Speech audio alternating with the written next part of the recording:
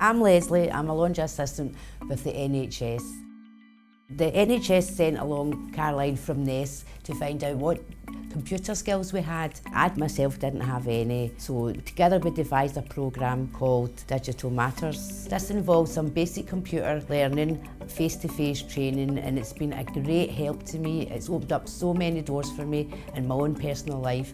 My grandson, he is autistic, and I've been able to download some flashcards. It helps my grandson communicate with me. He'll just point to what he wants. His favourite one at the moment is the juice through the internet. I've done my first online course. I'm speaking to a special needs teacher who runs her own school in Paris. It's been wonderful. The programme also involves Learn My Way, which teaches you the basics in computer skills, and you can just pick up as you go along. It's given me confidence to do things that I didn't think I was able to, and I would just advise anybody to do it.